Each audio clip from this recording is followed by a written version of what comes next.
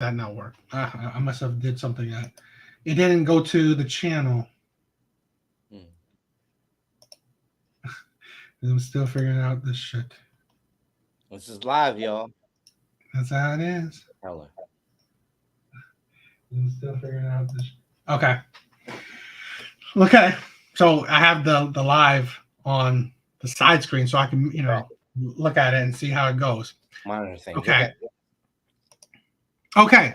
So if you guys haven't checked out the podcast before, I'm Mr. Nothing Special, with my good friend here, Average Joe. Yeah. Again, this is my long form podcast, Devil's Advocate. Um, yeah. So this is where I get to just really talk things through.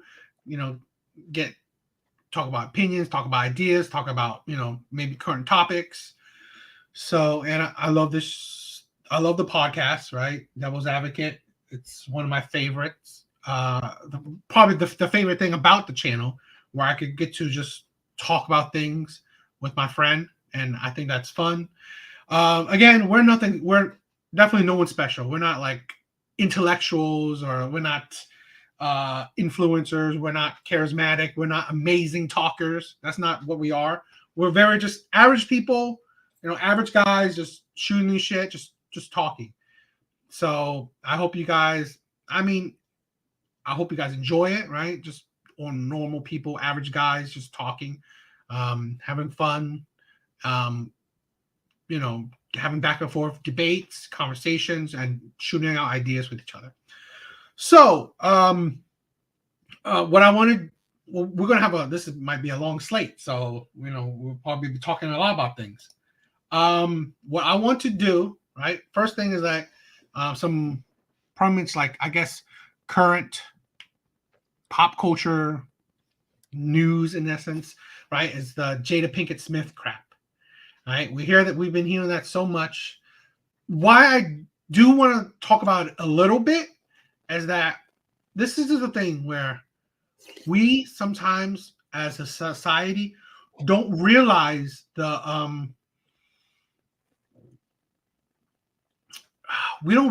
suffering men are going through.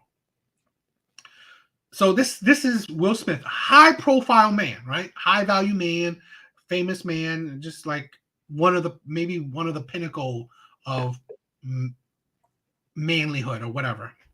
And he's suffering in a marriage. He's suffering in love. So imagine a nobody, right? Imagine an average person. I think is 100 times worse. So this is where I want to reflect it, and where maybe we could gain some wisdom from these other people's experiences, right? And this is what I've done, right? Where going through hearing men talk, hearing all these videos, hearing other men's stories. That's how I actually wanted to make this channel, because I have learned and heard other men's hardships, and that made me uh want to understand other men's hardship, share my own hardships, and maybe help support other men, and maybe share wisdom and information with other men. Pretty much helping other men path in improvement, and you know seeking just being better, right? That's what I'm going to do. So yeah. So let's start it with the recent thing with Jada, right? This crazy ass evil woman talking about, people are finding out that her and Will Smith wasn't they were separated for years. There are so many surprising things in the book, but the thing that surprised me the most, that I actually had to reread it because I said, is this true? Right. Was that in 2016, you and Will decided that you were going to live completely separate lives. It was not a divorce on paper, right, but it was a divorce. So from the year 2016, which is 7 years ago now, Yes. y'all have been, And this is the thing, right? Mhm. For a woman was supposedly separated, or which is just ridiculous. That's a ridiculous thing. If you're divorced, you're divorced.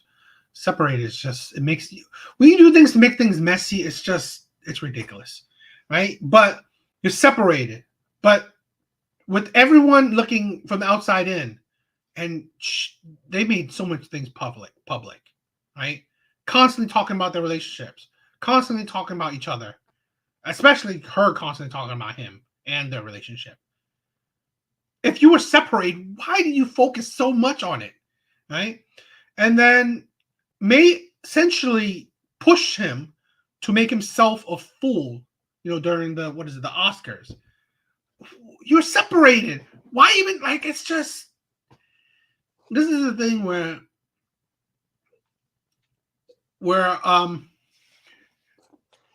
this is the ridiculousness of things, right? That I feel like, honestly, without Will Smith, she has nothing.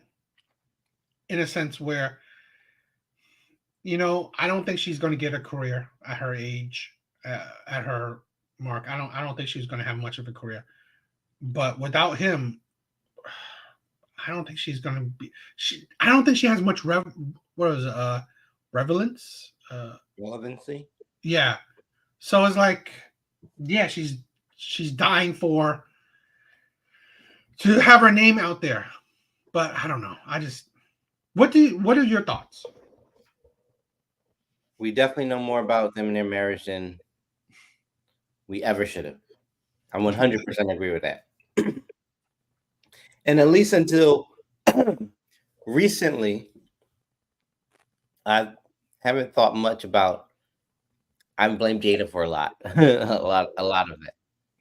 All right. So recently, two things happened. One, I got curious because we always say every time we see a clip of them or we hear her say something new, they're like she's beating up Will Smith.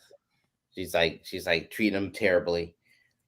We always show that meme of him in pain during the whole red table talk about entanglement, which I think was a terrible idea, but whatever. But I was like, well, how does Will Smith feel about it? Like, what has he said or done? If he were completely out of view, I'd be like, yeah, he's become a recluse and he doesn't want to show his face because he was active on social media for a long time.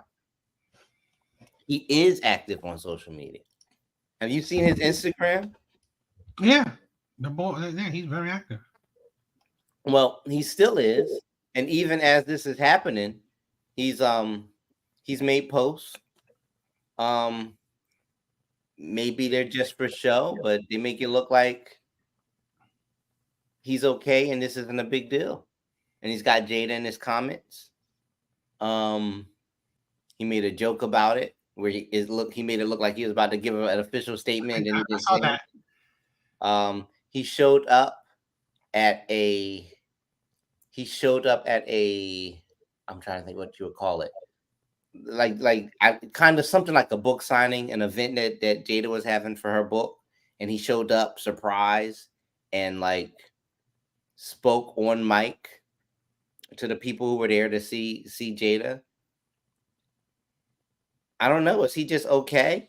No, And question: are we sure that Jada they didn't talk about the stuff that was going to be in the book before she released it?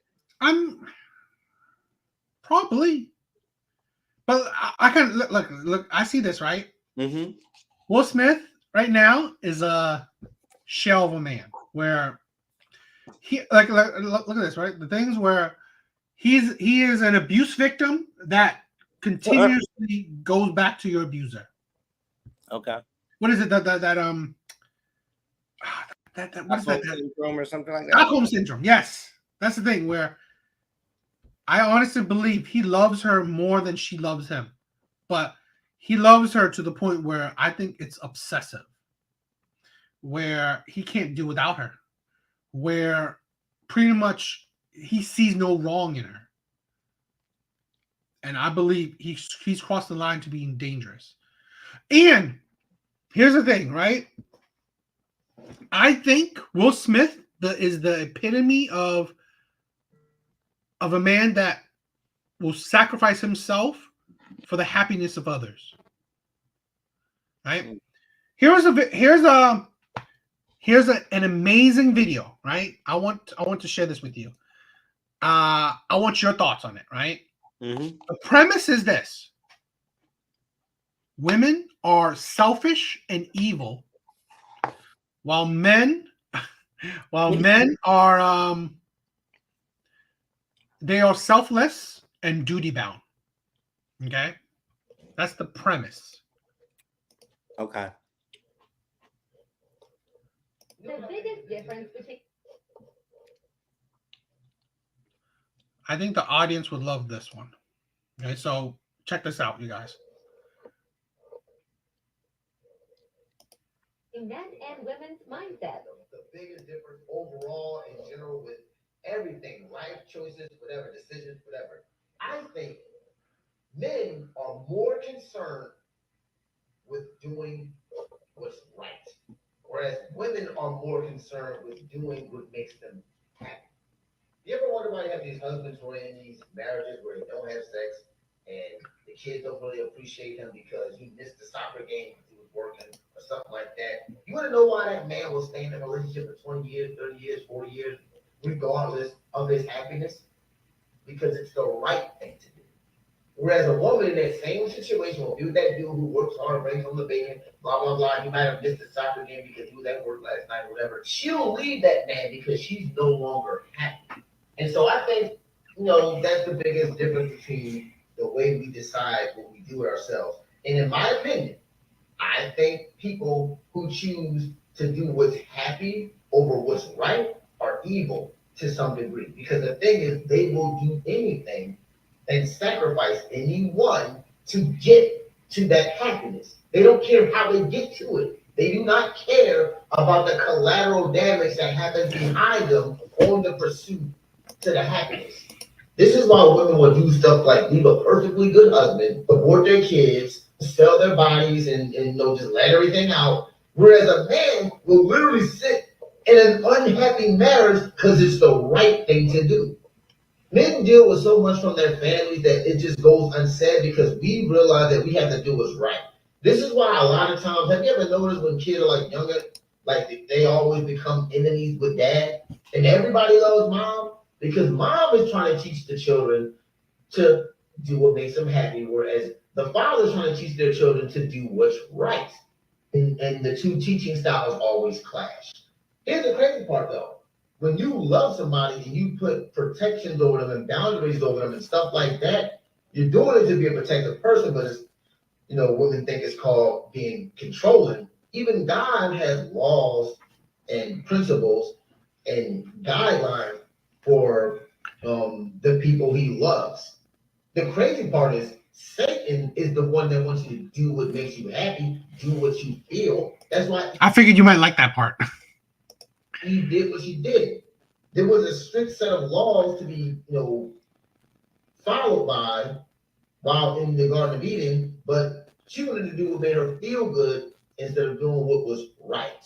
And I think that's why, as men, even though men ain't perfect, I think we do things that are more self-sacrificing of ourselves because we know it's the right thing to do. Where a woman is just like, I'm not doing nothing that's not going to benefit me, so I'm going to do what makes me happy, even though it could destroy everything around her. Here's another one because I'm gonna call this out before it even gets. Here, I want to dissect that because I think his other example is interesting. So I wanted to go. What's your thoughts so far? Do you agree with this amazing man's gospel? So it's like he makes a point, but then takes it to like an extreme. To be honest, here's my thing, right? I I see nothing wrong with the extreme because, to be honest, in today's age, I'm sorry, things have gotten to that level of extreme. So I would love to hear your view why you don't well, I don't know by what you just said, why you don't see that it's accurate with that level of extremity, right? So continue. I mean, it's hard to put into words, but I feel like we focus on a certain set of people, or a certain set of, let's say, women, and then we're like, all women are like this, Mm, and I don't think that's the case. I'll agree. I'll agree that I feel that women are more likely to make. We've talked about this before, an emotional decision, and yes, often to do what makes them happy, right? Without thinking about the overarching effects. Um, I'll agree that a number of men are more willing to sacrifice because we view what's right as protecting our families and providing for them. Although oftentimes there's a flaw in that, that men have, because one of the things we neglect or sacrifice when we're doing what's right is doing what's right for our family's emotional well-being. That happens sometimes. That's definitely a weakness of ours. explain that one. So a man who a man in a relationship where the woman is like, well, I, I'm not in love with you. You're not attentive. You're not around, and you ignore the kids' events and things like that. And the guy's like, well, because I'm working to take care of you. That's not all. It's like it's one or the other when that's not always the case. And in most cases, there's a happy medium. There's an in between that will allow him to provide for his family and be there for them, because we underestimate how important it is for men to be there for their family sometimes, for to be there for their kids and for their wife. And we don't think about it until the relationship is in tatters, right? We didn't talk to, but we listened to the divorce lawyer talk about the things that cause a marriage to go bad. And he said it often starts with the little things, with people not wanting to do the little things for each other. And that snowballs into something. And you think that, oh, well, because she left or he cheated, that ruined the relationship. When it started a long time before that, when you guys stopped doing the little things for each other that Here's require effort. this is my kind of thing on it, where a lot of times in today's age we expect perfection.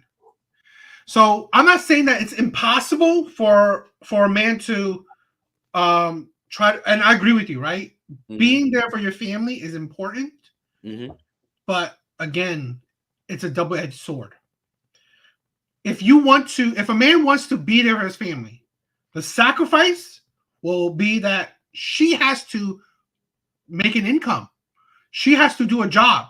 She cannot be a stay-at-home mom, right? For him, see, this is the thing. This is the problem that we are facing right now, where if you think that a woman can have the luxury, because in today's day and age, being a stay-at-home mom is 100% a luxury. It is a luxury that most people cannot afford. So if a man can afford it, that means that, how is he affording it? By the sacrifice he's making. Of the sad part is like not spending enough time, because you got to think about this, right? What man does not? To be honest, if he's a good man and he values marriage and family, I don't believe there is any man that values marriage and family, right? That wanted to get married, that wanted to have kids. I don't think there's no man that held that. Like, I would rather not work and spend the time with my family. The issue is that to provide for that family and provide to a standard that a woman would be happy with, Mm, right? mm. What she would be happy with, right? Where she'd be comfortable, and he could have a house, have the provide for the kids, provide for the wife. He would have to sacrifice that time because I perfect balance, that's hard. The majority of people won't find a perfect balance because majority of people can't afford a perfect balance. It's just how it is. For you to provide for those for so many people, right? Yourself, maybe 3 other people, you are going to have to sacrifice that time. No boss is going to be, oh, you want to spend time with your family? I'm gonna pay you for time off. What? No. Sad part is no one else cares about your problems.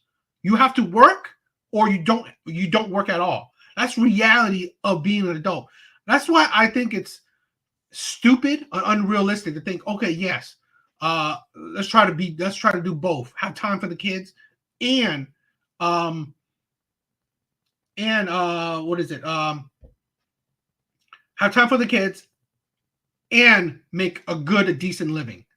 That's ridiculous. So that's the thing where I think we are not. This is where I think where we are not understanding the men's difficulty. Men are. This is what I said, right? That's what he said. Men are sacrificing that time, right? That time with their kids, that time with their wife, to give a good life for them. No man would choose like who wants to work hard, right?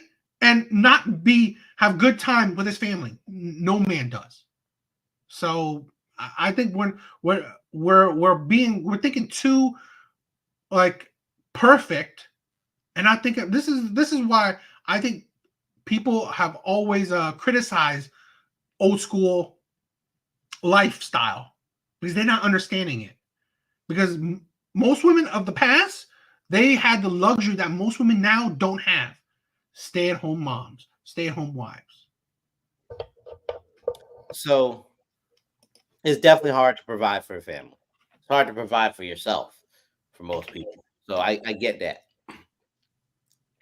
But I would argue 2 things.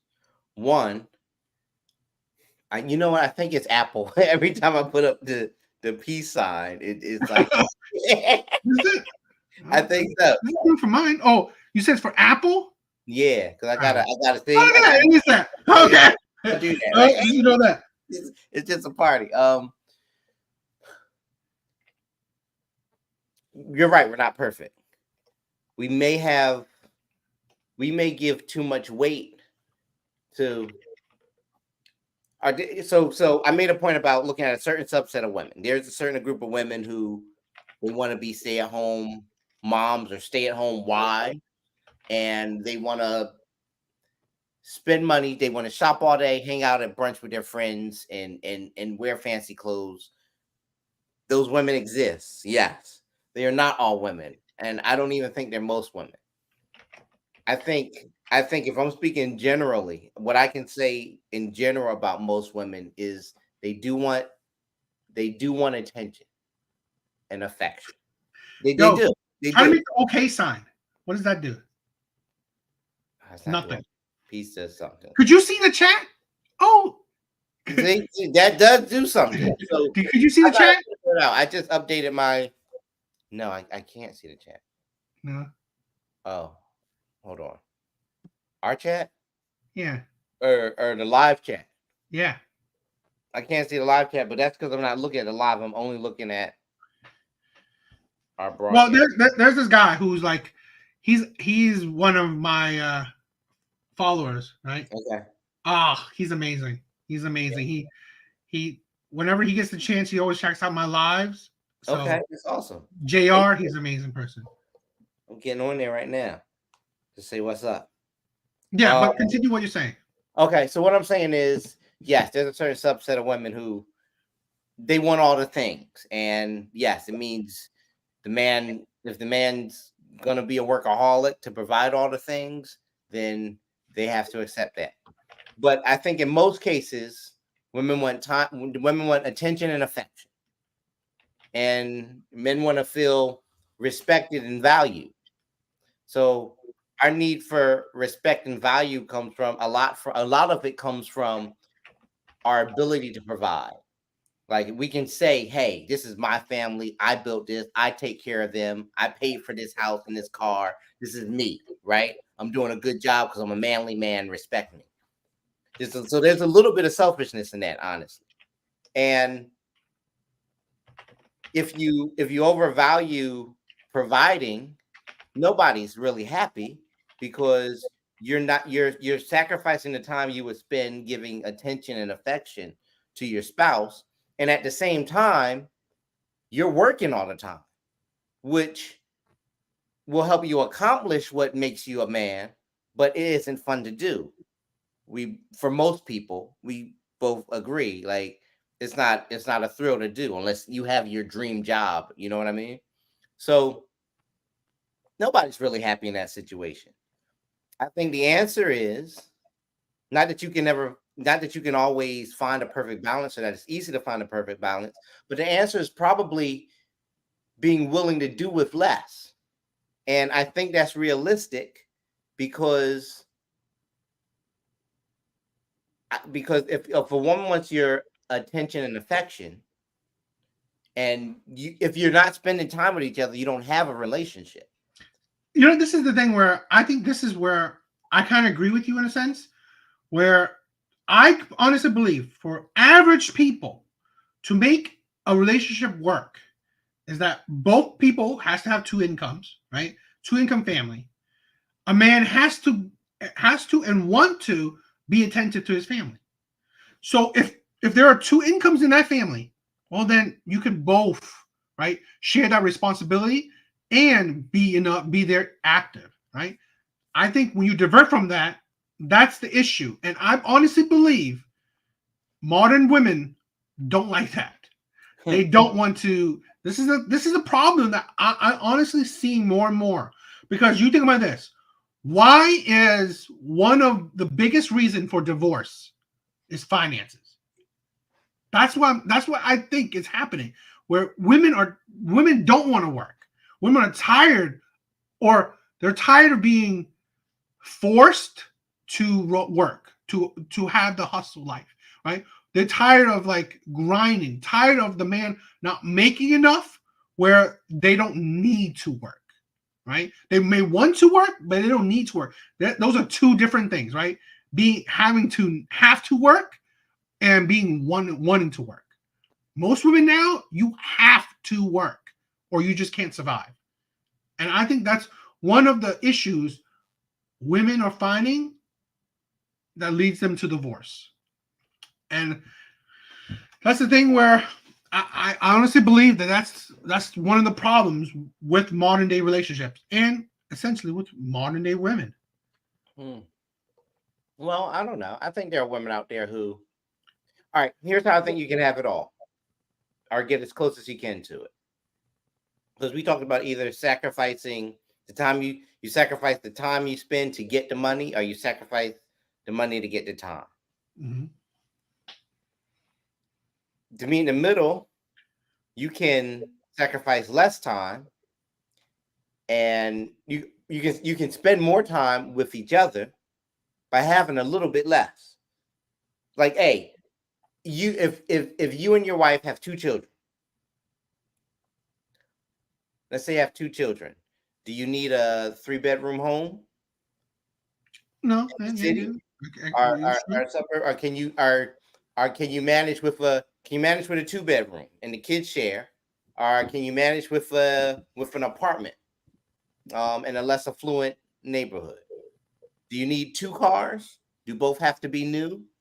Do you need car notes on both? You see what I'm saying? Like, can you keep is it possible to keep your work week to 40 hours a week? See, that's the thing, right? Where like, I got to work overtime to pay for everything. Maybe you're paying for too much. And that's what I see your point too. That's why I said I agree with that. And I think that what makes that also work is that having that kind of mindset, living below your living below your means, plus having 2 incomes. That's why I said, like, yeah, I think all those would be together. And I honestly believe that is the recipe for at least as close as a good marriage for average people as possible. I think that's true. No. So it's would you have any other thoughts? The other thing was, okay, we were talking about. He said women would do what makes them happy. They think is right.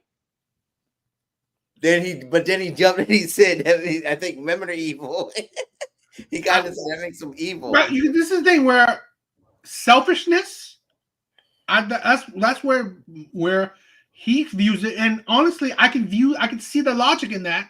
Where being selfish in that kind of situation is essentially evil. I can see his point, but one, I don't think most women are like that. Two, when I brought up what I think women really value. Here, let's see. This is the thing, right? Uh-huh. I want to say this. Let's not do that. Let's say I honestly will say majority of women. I don't think so. I don't even think it's close. I honestly think it's majority. Like, remember what I said by side, right? If it's even like 51% of women, that's still majority. And I honestly believe there's more women selfish than there are none, even if it's just a little bit more. That's how I think it. I think we misconstrue what we see. That's the point. Here's the point I'm making. I've already said it, but this will just sum it up. We view women who want what makes them happy as being evil and selfish, when really they just want attention and affection. And we view ourselves doing the right thing as working and sacrificing our time to provide, when really what we should be doing is sacrificing a little bit of that providing to spend more time with our families. So there's a little bit of selfishness in the man too. Yes, it is. And that's the point I was making. When you want to be the man, I want to be the man. I want to be respected as the man. I want to uphold my position as the man. I don't want to spend time doing all this girly stuff. I'm providing. I'm working. I'm being a man. There's a little bit of selfishness there that we don't realize it because we think we're doing the right thing, but you're doing it for respect too. There's a bit of us that are doing it for respect.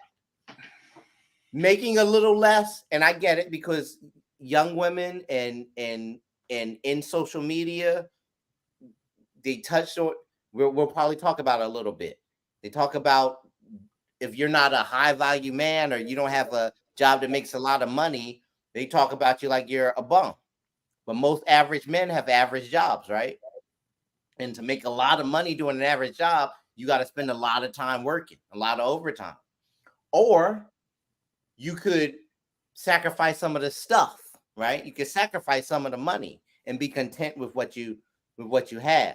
And so my point is, instead of worrying about the respect that comes with making a lot of money and accomplishing a lot, go with a little less, keep your work week to 40 hours a week, and you're living with less, but you're also present for your family. And I believe that a lot of relationships would survive that.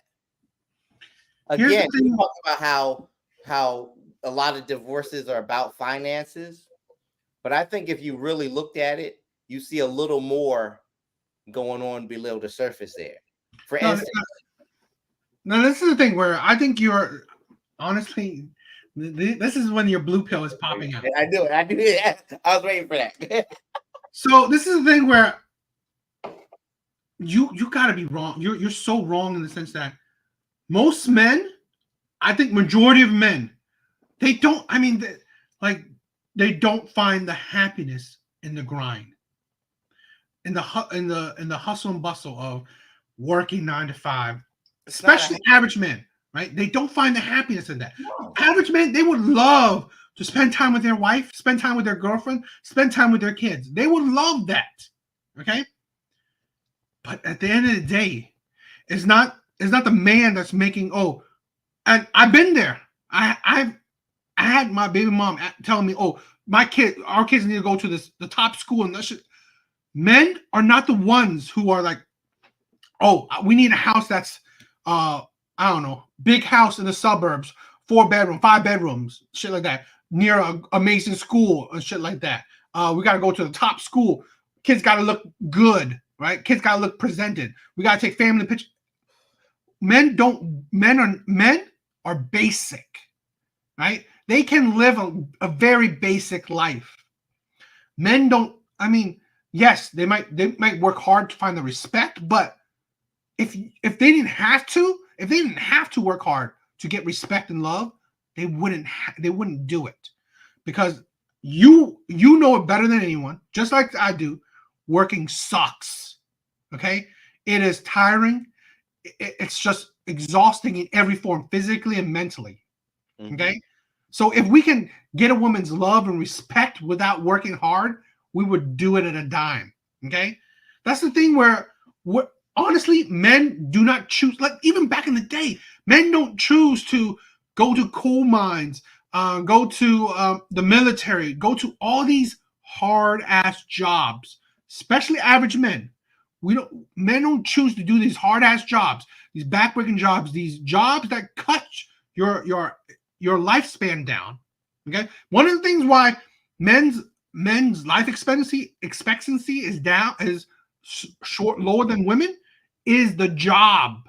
Okay, job killed men. So really, what man is like, oh, I know this, but I'm gonna do it because what, I want to do it? No, nobody consciously does that. That's what I'm saying. Yeah, but it's instilling us as men to be the providers and protectors, right? And that's how it's always been, right? Hell, I'm telling you, right? I'm telling you, men would change that on a dime if they could. But the issue is that women won't show you the love and respect if you change that on a dime. Where, babe, let's live below our means. I don't want to work 40 hours a day, or I don't want to work so many hours, right? I want to just spend time with you and the kids. Oh, but you know what? We can't go on this trip to Disney. We can't go on the trip to Hawaii. We can't buy a house in the suburbs. Let's just rent. We can't take the kids to the top school in the city. Like, you tell a woman what she can't have, I guarantee you she will be signing those divorce papers and making you just sign it too. Because you tell me this, yes? I said that only one of the big reasons for divorce is finances. I honestly believe the top reasoning for divorce is, what is it, the invocable differences? You know, that term? Irreconcilable differences. Yes. That's just a general. What's that mean? Whatever. Here's it's like there's no study to say what that means, but my personal opinion, right? And I'm going to tell you why my personal opinion is kind of based on fact, is that what that means is women's unhappiness. Okay, that's the that's the footnote, right? I think on every divorce paper there's a little asterisk on the downside, women's not happy.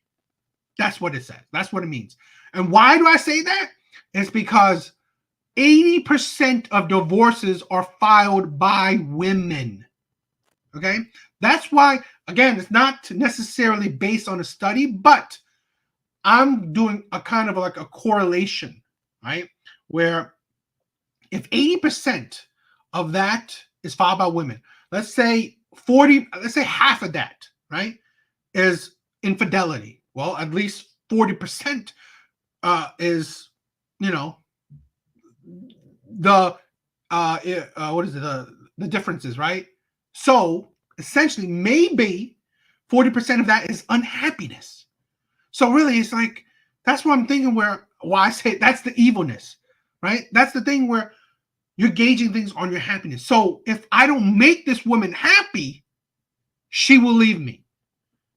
And most men, majority of men know this shit, right? If I'm not, so men, yeah, subconsciously they want to provide, but they also know that if they're not making their wife happy, right, then she will leave you.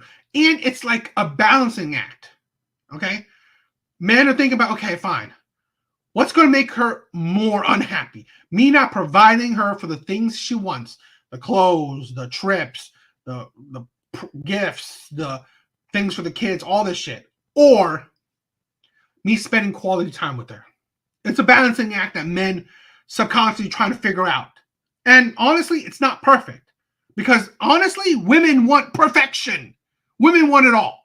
So really, at the end of the day, they break up with you, hoping for the next man that will give them all. That's the thing. I don't believe that's most women.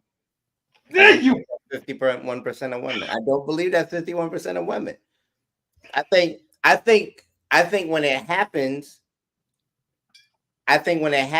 it's so frustrating that it becomes bigger in our minds than it really is. What I mean, like I don't think it happens that much. I think when it happens, it's a big deal. But I don't think it happens that much. And in the events where that happens, those two people have picked the wrong partners. That's what's wrong. Because all right, listen. Here's all I'll say. I think a lot of men are like me, right? We're average men. We're not looking for a woman who wants to live the high life, who wants cars and money and clothes. And a lot of beautiful women want that, and because they're gorgeous, right? They can get it, right? So they might not even give us the time of day. Bro, you are so far out of the dating market. Crazy. Even average women want that shit. No women. Like I'm not. I get it, but I think if you're meeting women like that, you're looking in the wrong places. You're meeting the wrong women. If you think that all women are like that, you think that most women are like that. You think that 51% most women are like that, right? I don't. Now look at this, right? They may not say that. Okay, I want Chanel bags, I want Gucci bags, I want trips to Abu Dhabi, right? But still, for the little things, right? I want a trip to Disney World. I want a trip to Disneyland. I want a trip to, I don't know, the Poconos. I want a trip to Cancun. I want to buy the mid-tier expensive bags. I want to every kid's like, the kid is 5 years old, buy him a Nike shoes. Kid at 66-year-old, buy him another Nike shoes. It's just, yes, it's a different level, but it's still essentially the same mindset. I believe that it is. But I've seen that woman. I've met that woman before. But I think you're describing a selfish woman. People saying that because well, yeah, but here's my point. You're describing a woman as like, I need, I want. And you're saying all women need and want. I'm saying that because I'm saying that most women understand give and take. And I don't think that 51% of women are all take and no give. I think 50% of women are more take than give. I'm not. I compromise with you. I'm not saying that. Okay, it's only take, but I can tell you this, right? My ex, who majorly take, cooking me a meal every night. It's not. It's barely giving. Well, that's barely giving. Oh, really? It's like, okay, great, but I just spent a couple band on you last week, and you just cooked me a meal that cost maybe, I don't know, $20. Great. Effort. I'm not saying it's not, but I'm saying like the balance, right? So that's the thing where, but I don't know. We could continue that, but let's. All right. Let's go on to the thing. Here's his second thought is pretty interesting. Okay.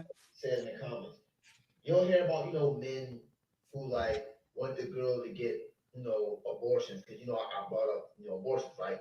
But it's never actually talked about why.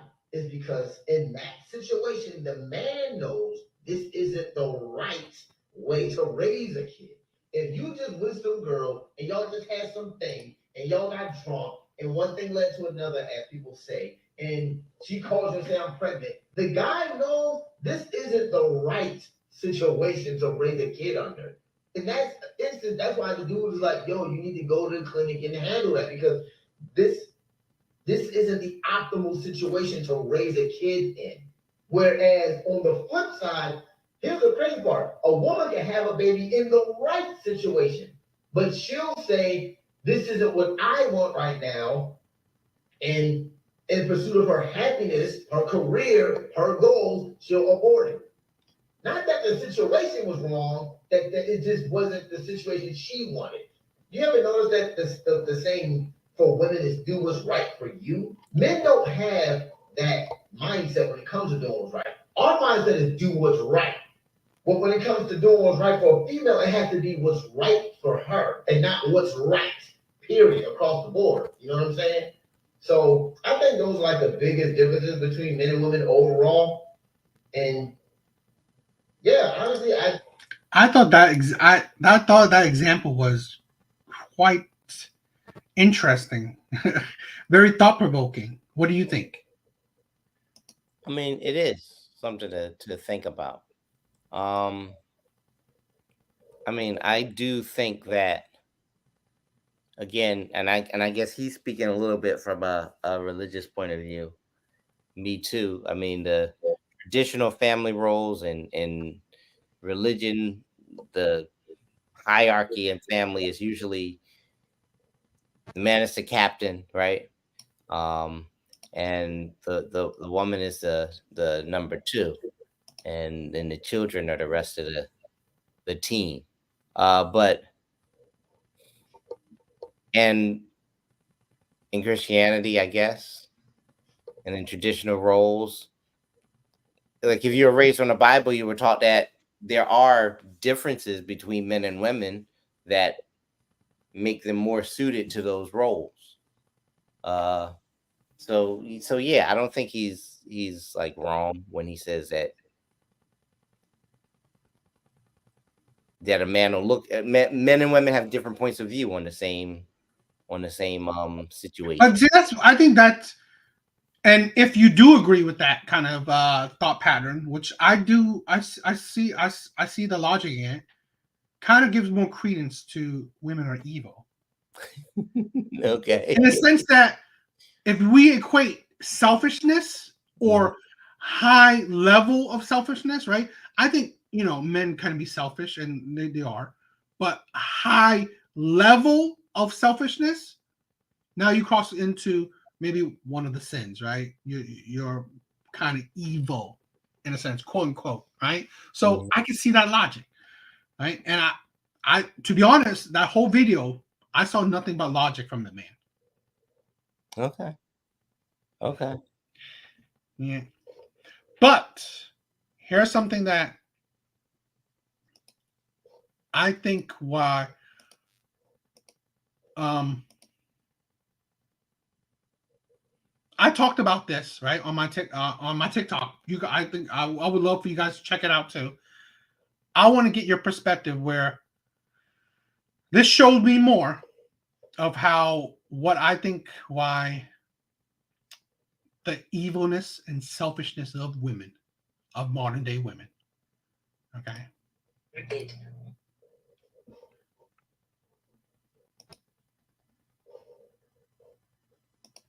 broke my heart that I could never do it for him. I'll never forget the day we sat on our couch in the living room and he was like, I just want to have a really honest conversation with you and I just want you to like tell me exactly what it is. Not this cute answer, not what you think I want to hear, none of that shit you've been telling me that you're working on it and it's just you and you in your head and all that.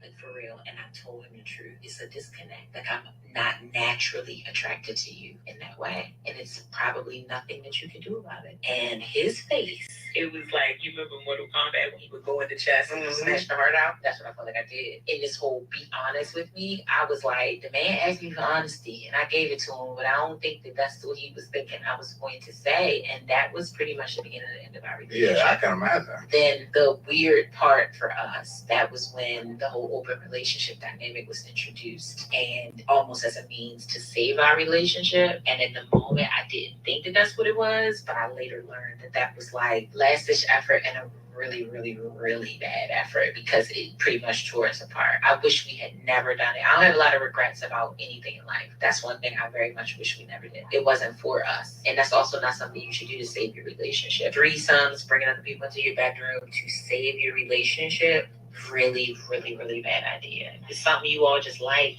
you think it might be sexy or cool, great, knock yourselves out. But bringing a person in because Yeah, she was talking about a lot of crap. But reading the caption is women had to tell her husband of 16 years, 16 years, she was no longer attracted to him physically. And let's give a little, I mean, it's a small context, right? Because she didn't go in detail, at least in this clip. Mm-hmm. She said there was nothing he could do. So essentially, let's imagine this, right? If he was fat and he got thin again, would that change her?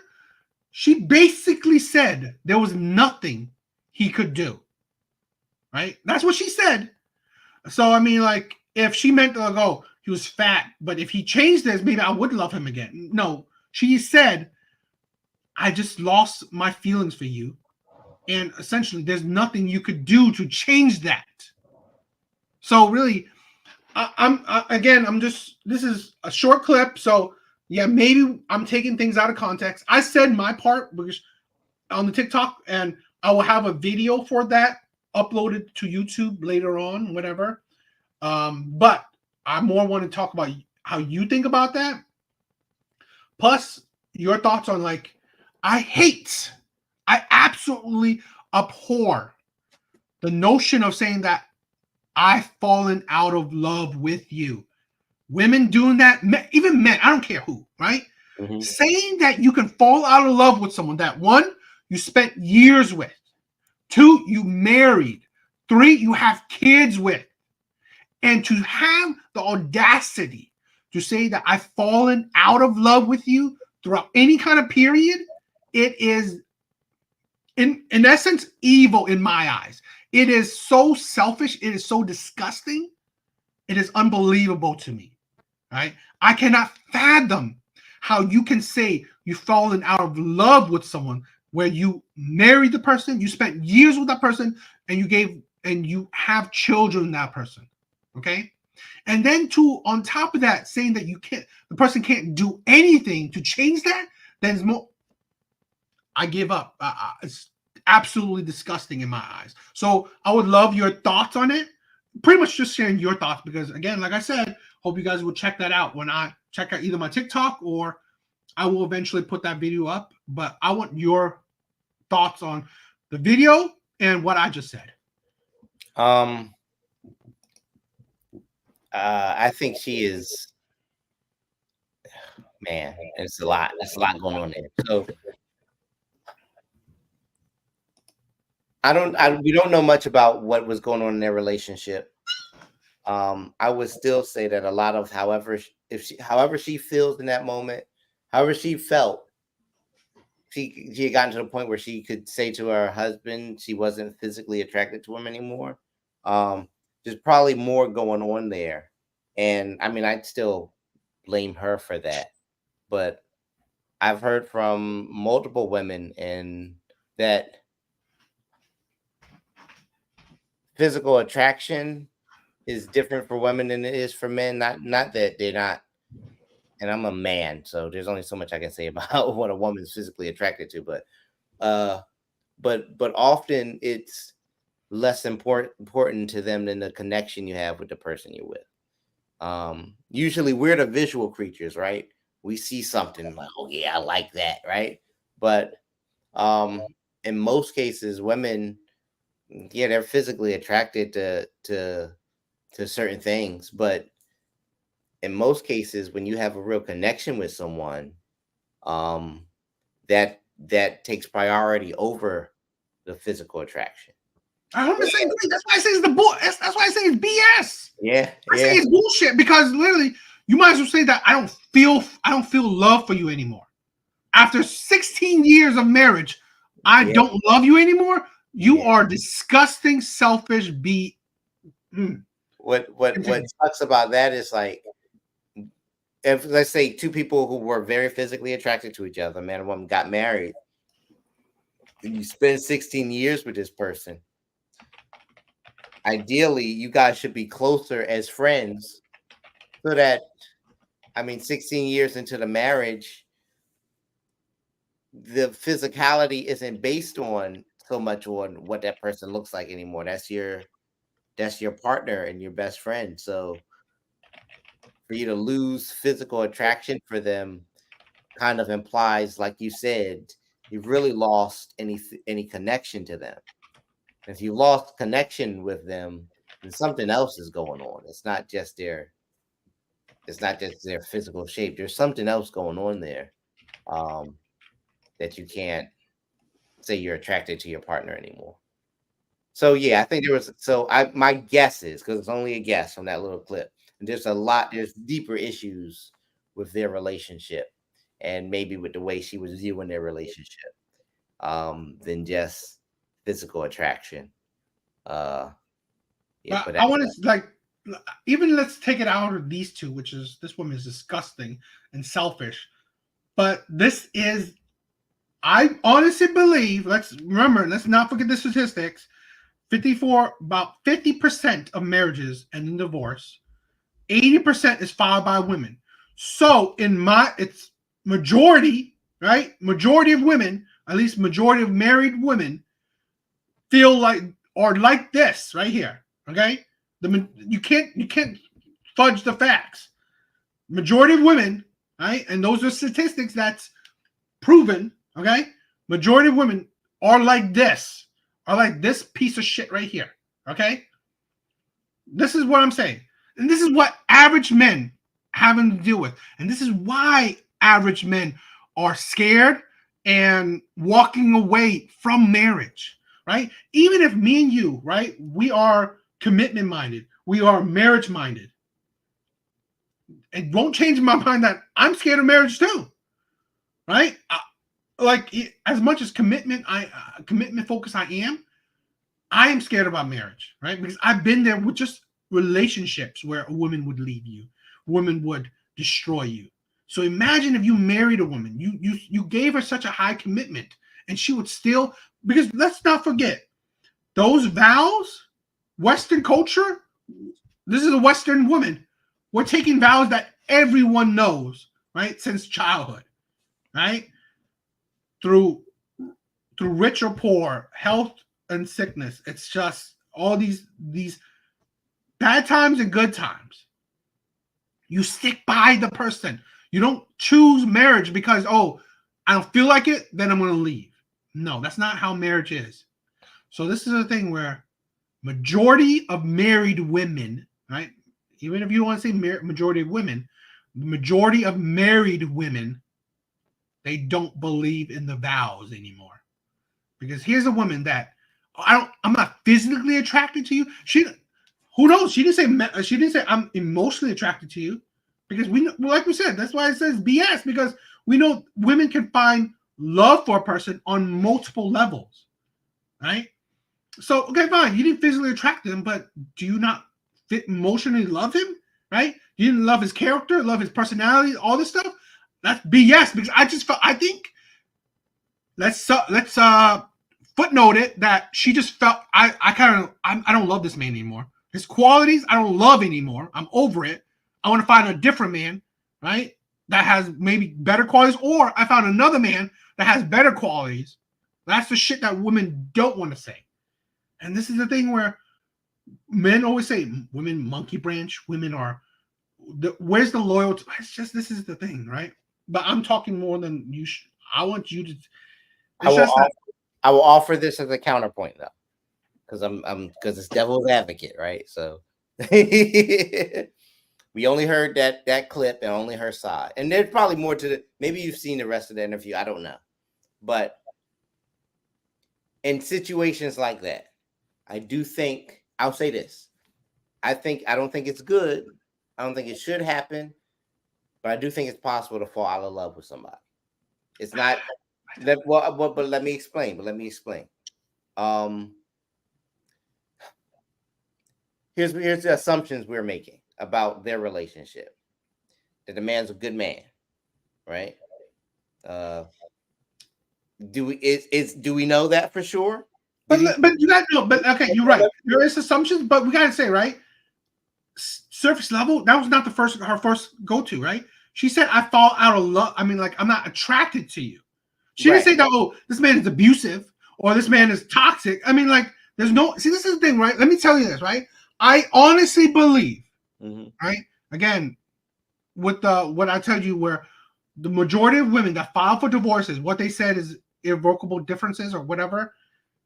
I honestly believe the man is good men, or I don't know, good as it can be, right? To the best of his ability. He's not abusive. He's not toxic. He's not cheating, right? The typical crap. No one's perfect. Right. No one's perfect, okay? Yeah. But again, he's not doing the typical terrible shit, right? He still loves you, say I love you, still provides for you, still thinks about you, still wants to have sex with you, all these things, right? It's just the women finding, oh, I don't feel it for you anymore. And I honestly believe that is the most biggest BS in marriage and relationships ever. Because you got, like, my train of thought is always this, right? I get with a girl, okay? She loves me for my personality, right? I'm a geek. She loves me. I'm a geek. She loves that I'm direct. I'm opinionated. That I I love to take care of her. I can name all these personalities traits, right? Okay, and then my body's. I'm a chubby guy, right? She looks at. She sees what I look like, right? And she still decides to be with me. Okay, and then okay, all these other things, right? All these attributes, all these traits that you see of me. A woman still say, okay, I love you. I want to be in a relationship with you. Okay, awesome. 1, 2, 3 years. I still love you. I want to marry you. Okay, boom, we get married. 10 years later, I'm still the chubby, annoying, geeky guy. Right? That's how it is. I've fallen out of love with you. Are you kidding me? What's changed about me? Did I got chubbier? I mean, it's like I was already it's like this is what I'm saying, right? I honestly believe that's how a lot of relationships, marriages are. They don't, I do agree that people change, but people don't change that much in lifetime, right? Especially in adulthood. Because let's say if she met you or met me at 30, 35, and now or let's say she met me at 30, okay? Now we're 40. Okay, now she wants to get a divorce. I haven't changed that much from 30 to 40 or 30 to 45. There's not that much changed. Okay, that's the thing where we don't realize that's true reality, right? I'm not going to become, at 30, I was a Buddhist, and then now at 45, I'm a neo-Nazi. I mean, come on, what kind of weird change is that? No, that's not how it works, right? That's not really how that shit works. Yeah, you change. Oh, I was kind of a Democrat. Now I'm a Republican. Okay, that's a slight. That's like, okay, that's whatever. That's a little thing. In all honesty, that's little. So really, it's like it's not an extreme changes. So then, falling out of love, I think that's BS. That's women BS to saying, like, you know what? I think I'm not. You know what? The qualities I thought I love about you, I don't really love. And then I feel like, you know what?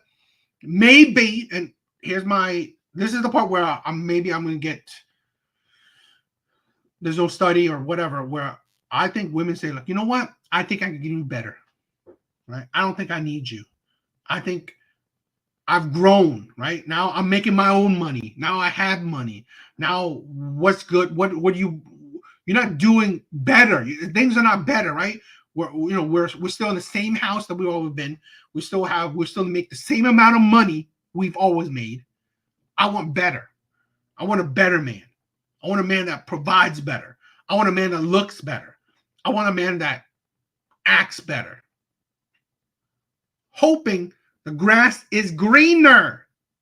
Women live by that selfish model. Hoping the grass is greener. Okay. All right. I mean, I was gonna make a different point, but like, if that's the case for that woman, then yes, that sucks, and she sucks. Um, and when that happens, you've already promised yourself to a person, and then you decide you want better after you've made a commitment. Um, that sucks. uh, Voicing it like she did. I mean, it's a terrible way of thinking and feeling. It's probably one where a lot of times you want to see if the grass is green on the other side, and you go over there and you realize what you've lost, and now things change, and but you've already ruined your relationship. You know what I mean? So you lose out on a good thing. Um, I guess what I was going to say before is that there are certain things that can kill attraction between a man and a woman, and if those things will pile up, what I guess what my ultimate point is, if a woman says something like "I'm not physically attracted to you," um, I don't think that physical attraction is the real problem. I think there's another problem, and it's being voiced as "I'm not physically attracted to you," but it's probably a whole lot of little things that have changed their mind. Now, if it's just "I think I can get better," well, that's awful, right? Because that is I think a woman or a person being selfish. But are they with a man who, okay, one act of infidelity? I think one act of infidelity can kill the attraction between a man and a woman. Once, just once. And I think it can kill things. And it can be once 5 years ago, and hey, I forgive you and we're gonna work through it, but you're never able to work through it, right? No, I agree. That can, years down the road, voice itself. It can still voice itself as "I'm not physically attracted to you anymore because you're tainted to me in my eyes." You know what I mean? That can happen. If you Let's say you combine it with someone who's become depressed, and so they're not taking care of their hygiene, or they take up drinking. Not to the point where they're falling over or stumbling, but they're less responsible, they're less attentive, they're less healthy. I see how things can pile up, and I'm not blaming the other person for that, or saying that it's okay.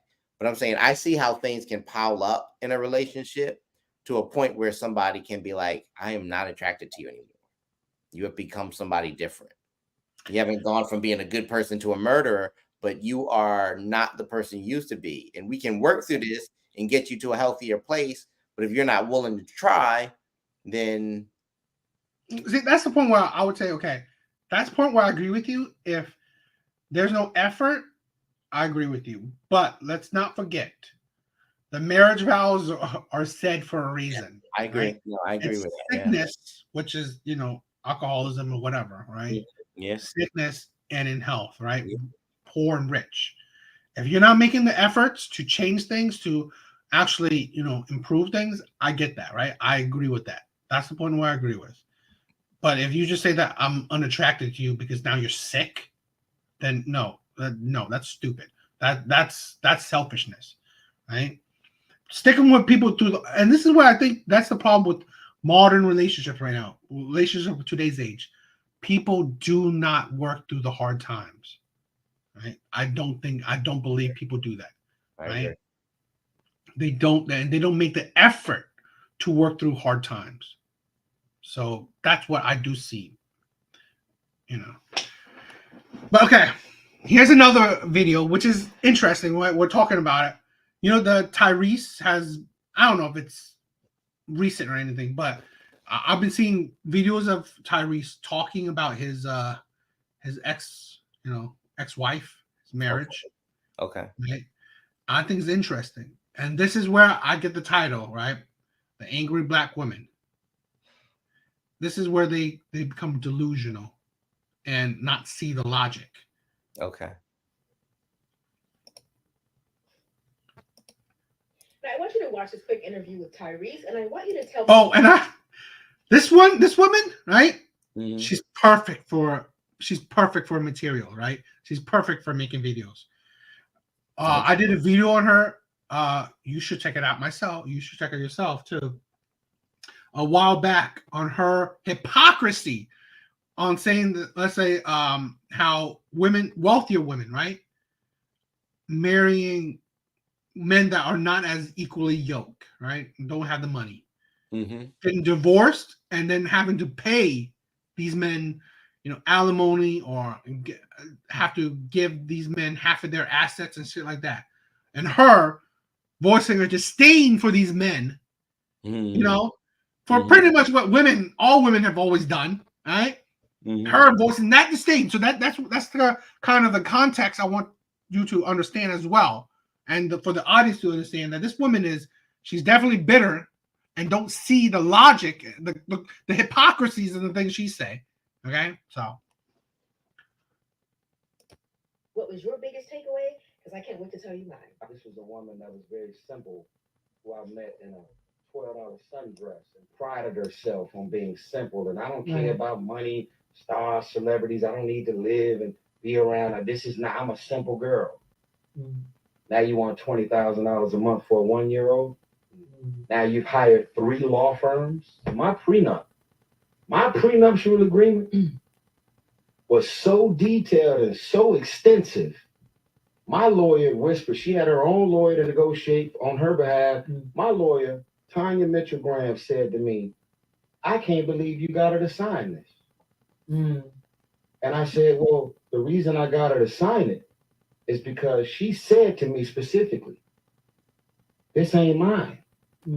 That's your publishing. Those your cars. It's your house. And if we ever separated because I didn't get in this for any of that, I will sign every piece of paperwork that reflects that I don't want none of that. Now, I'm sure when he did this interview, what he probably thought he was driving home was the fact that these women took advantage of him, that they only wanted him for his money. But lucky enough, he's a smart man with an ironclad prenup, and they got nothing. They tried to use him, and he pulled that Uno reverse on them. The thing about it is, all I really heard was, all it takes to get you is a $12 sundress. All you cared about is booty, brains, and beauty, and you're not looking booty, brain, and beauty. That's what she got. For a woman with any depth, and that's why they continue to use you. Every single couple of months, every couple of years, every relationship, Tyrese jumps on the internet and says the same thing. She tried to use me for my money. Sir, when are you going to realize that the call is coming from inside the house, that there must be something about you? You must be leading with money. You must be not vetting these women properly, because how does every single woman know exactly what it takes to get you? And the blueprint, the starter kit to play Tyrese is a $12 sundress, because every single woman you get used by. You brag about how smart you are with this prenup, but yet these random women in $12 dresses keep lighting you up every time. Seriously. The hypocrisy. Saying that he didn't vet her? The things he just said, right? Right? The things he said, this is what I said, right? Women do not see their delusion. The things he said, that she seemed like a simple woman, a simple woman, right? She didn't care about money. She signed a paper that even the lawyers were amazed that any woman would sign, because it showed her personality, who she was. Essentially, he was vetting her. Okay? And this is the thing where leading with money? No, you are a rich, famous man. That's who you are. You can't hide it. What do you mean not leading? Like, seriously, like, what is he going to do? Take her to McDonald's on the first date? That's how he could like maneuver, like ninja her, like try to put a veil on her by taking her to McDonald's? Leading? No. This is not a man. This is not a man that's like as me and you, where they don't know us, and then we take them to, I don't know, the most expensive restaurant in the city, and take them to the most expensive restaurant for days in, days out. No, that's not how it works. That's not how it is. Okay? That's not how, because that's just who he is, right? If he goes to a restaurant, which we may think is expensive, it's just average to him. So really, he's not leading with money. He just has money. Okay? This is the delusion of women. No, it's not. And it's just, this is why I preference what I said in the beginning, right? This is the delusion. So here's you criticizing the man for how he chose. But on the flip side, if it was turned around, it was a black woman, right? Getting her money taken from her, she would be criticizing the man taking that money from the black woman. The hypocrisy of it, the delusion of it. He wasn't attracted to her because she was just all body. He literally described a personality, right? A person who didn't care about looks, who didn't care about money, didn't care about fame, right? Just wanted to be an ordinary woman, quote unquote, right? She probably cared about love, right? Cared about catering to her man, right? Essentially that. He's not talking about, oh, this was the most gorgeous woman and that's it. No. He talked about how simplistic she was, right? And he liked that about her. How simple and not too extravagant she was. That was a kind of a personality trait, okay? But yet a black woman not seeing that, blinded by just, okay, this is a black man, I'm going to crucify him. This is the thing where I'm going to show you another again. I'm sorry, but the biggest attacker of black men ain't policemen. It's black women. You cannot prove otherwise, because the biggest what is it? Not deter, not the biggest, I don't know, hater of black men is black women. This is why, right? I go up on here and talk about this shit, because I hear it. I care about my black men, my black brothers, right? And I constantly hear this shit. This is what I said, right? The hypocrisy of this, right? Where here's a woman that she's not protecting her black men, right? But she's criticizing them. Yet, right? Here's the delusional equality.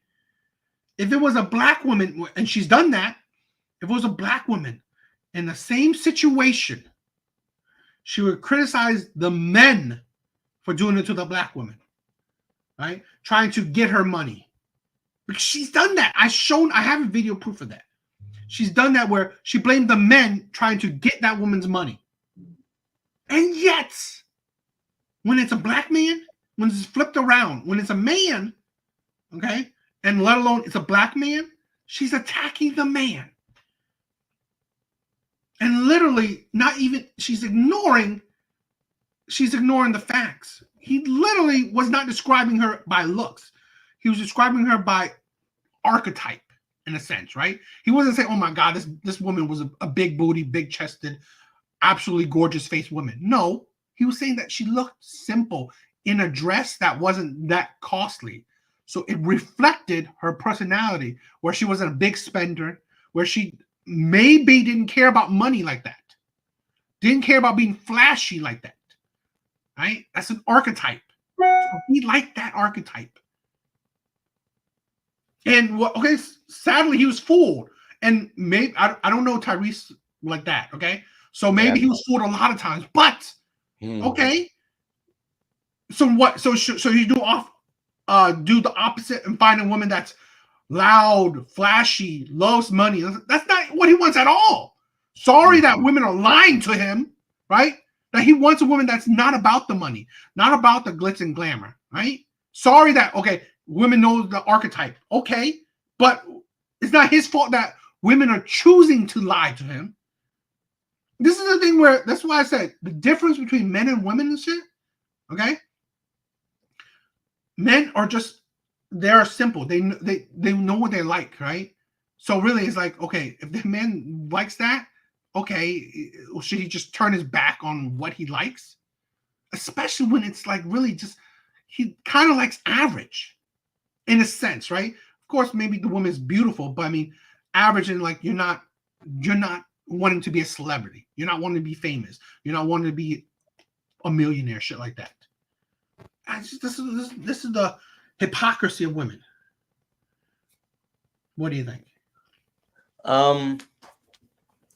Guess I have more questions and thoughts.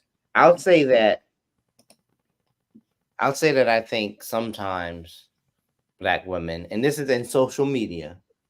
So again, I still believe that it's not most women, it's just the loud minority. But I think sometimes they're often the loudest. So I'll go with that. I never had a black woman.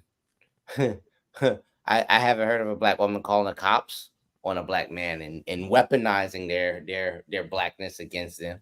So I will put police and white women ahead of black women on the list of Is it? I I don't think so. But absolutely I think so. But I'll roll with you if you say sometimes they are the loudest critics, and yeah, they're like her often unfairly.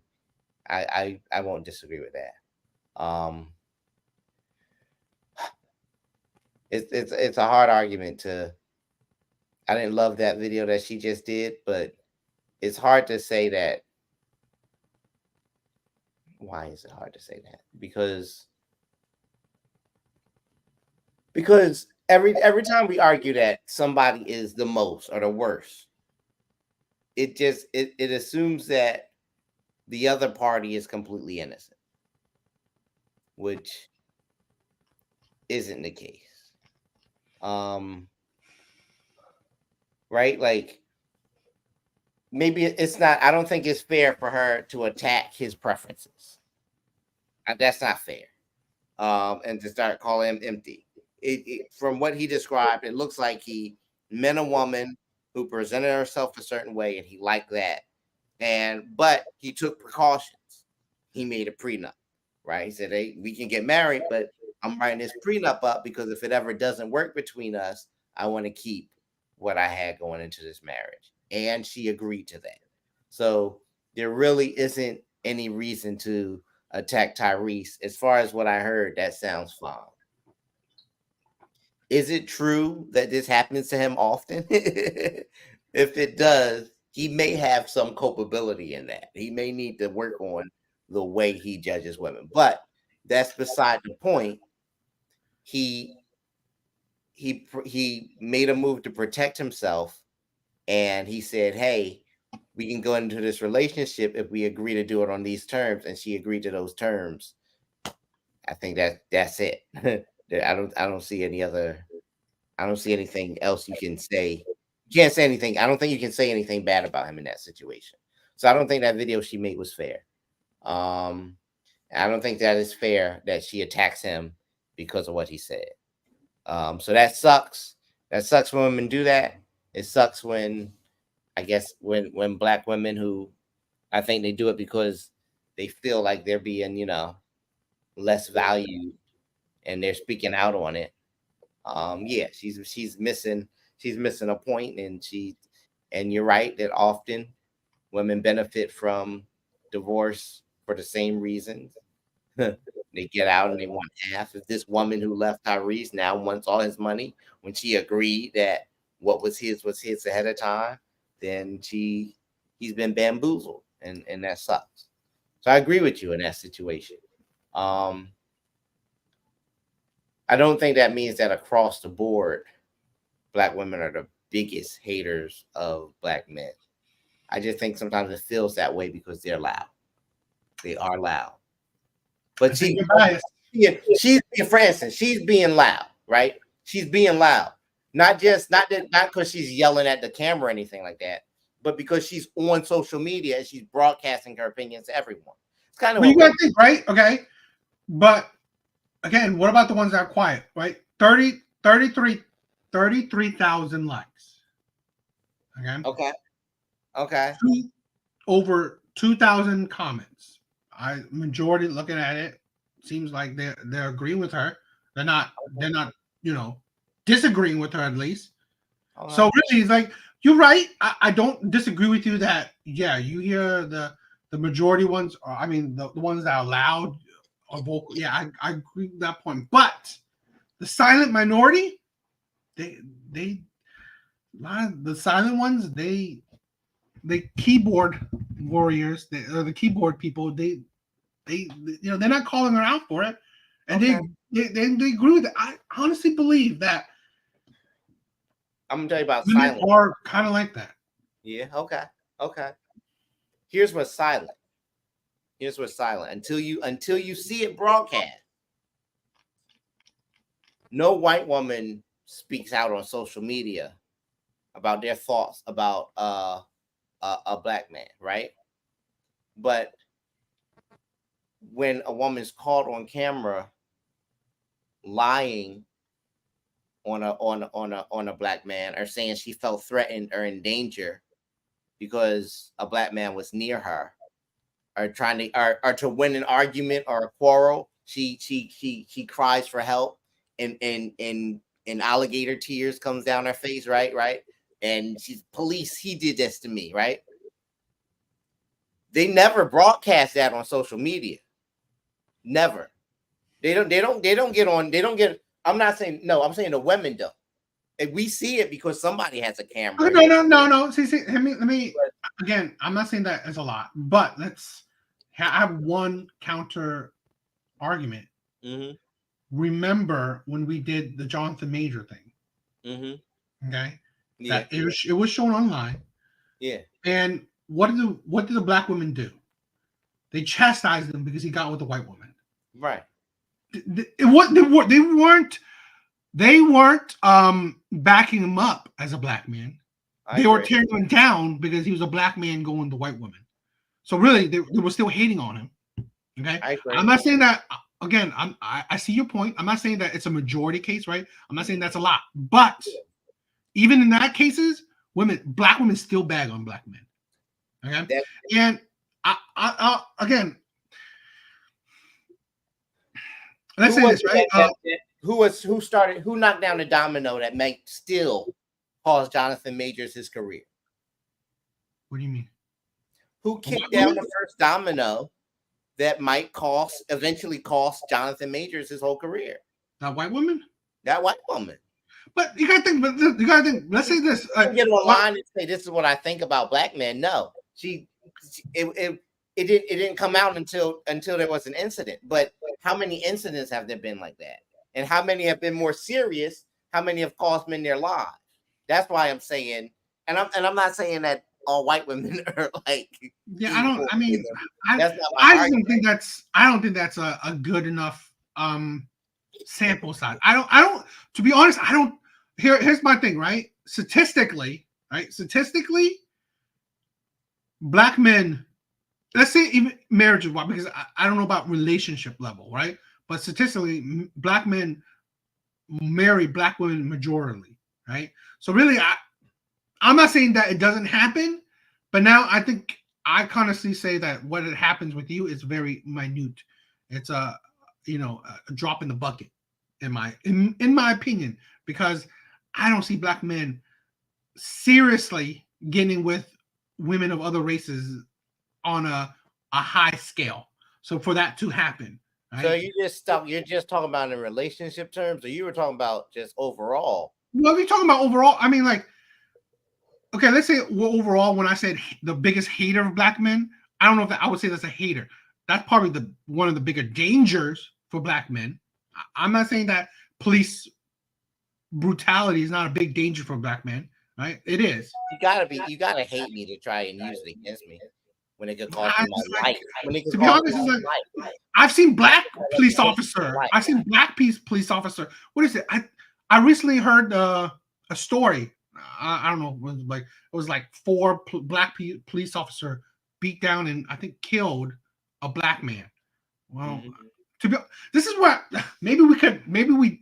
I don't know if we should do it because it might be a bit too controversial, to dig in deep with the whole police. But to be honest, my view is like, I'm not saying that there aren't racism, right? But I think, again, I've always go back to its power struggle, right? We always think about like rich and poor, but we never think about the power and powerless. So that's why I think nowadays, like I've always said it, right? Being a police officer is essentially being in a gang. And since you have that gang power, well, who do gangs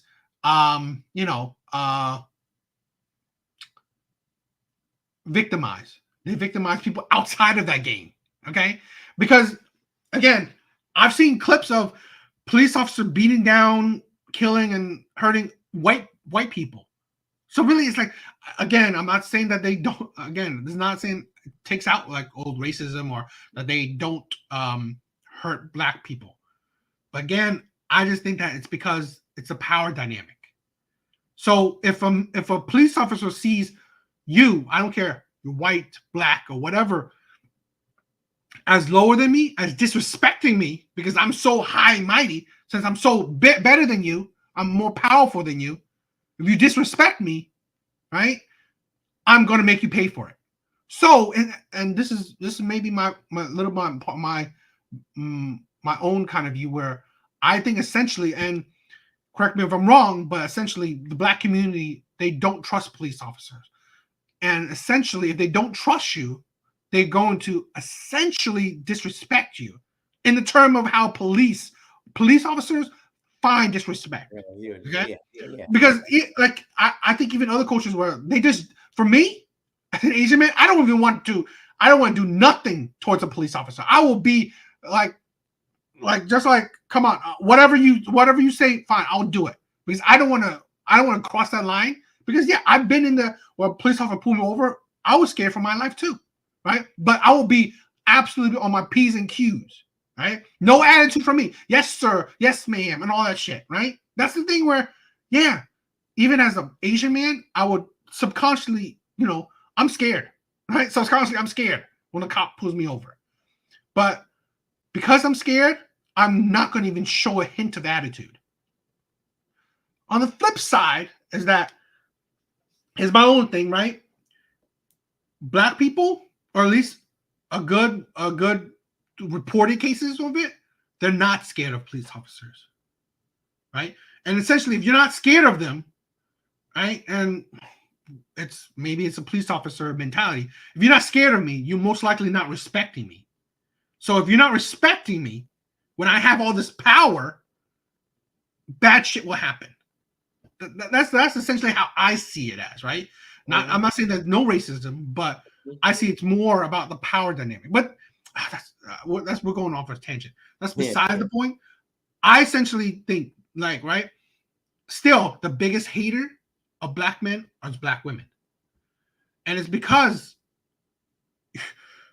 there's no surprise, right, that cops would be I'm not saying cops would be the biggest hater, but I mean, cops would be not a fan of black men or black people.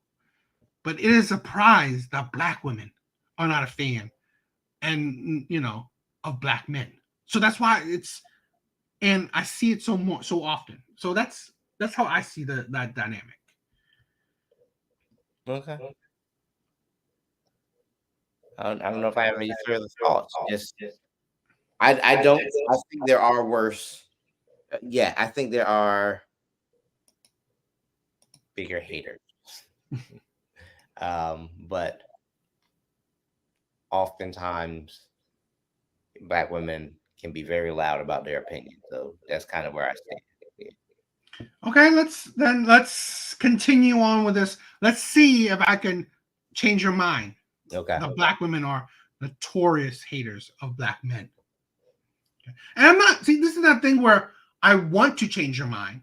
This is the thing where my mind have been changed. So let's see if your mind could be. Because again, for women to say, and this is the thing, right? Well, let me play the clip first. Okay. Here's this event that recently happened, right? Just with let's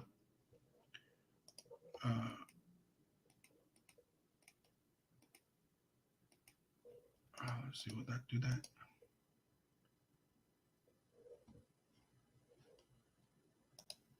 Y'all are annoying as Y'all are annoying. As I saw one lady talk about, I thought this was great until my homegirl said her baby daddy was a part of this troll and wouldn't take her kid to the doctor. Wouldn't make a goddamn doctor's appointment for that kid because he had to go put his suit on and stand in a line with some other. My problem was how we don't feel like men are holding their friends as adults accountable for being faithful in relationships, for showing up as fathers, for taking advantage of women. It's just really strange to me what we now view as a positive image. The idea of just putting on a suit. We are witnessing a RICO case, and everybody from YSL are constantly in suits. This is still low-key a little racist and a little anti-black. It's almost to say the only positive image we can have of a black man is in a suit. The majority of people who do the most community outreach, they're in sweatpants, hoodies, and t-shirts. But also for a lot of the blue collar jobs, which shouldn't be deemed as unimportant Or not positive. are the ones who have to wear the construction boots or denim jeans or just t-shirts. Y'all are annoying. This is ridiculous. I love what you're like, I can't stand this. Like, I can't stand these things because like this was a positive thing for black men, right?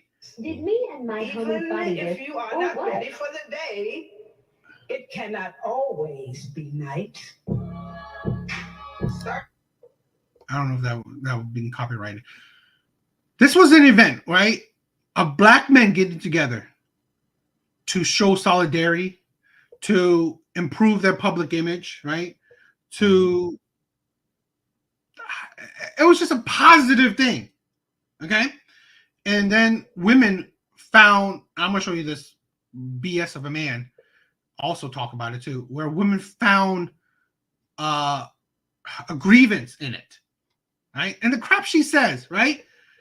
It's like, it's so funny that black women, the hypocrisy of them, right?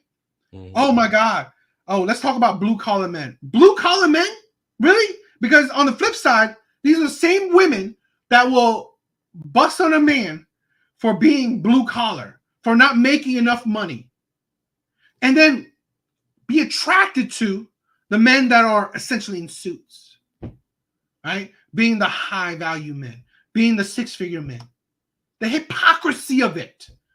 So this is the thing why I said it, right? Women will find whatever they can, okay, to tear down black men. When black men, this is the thing.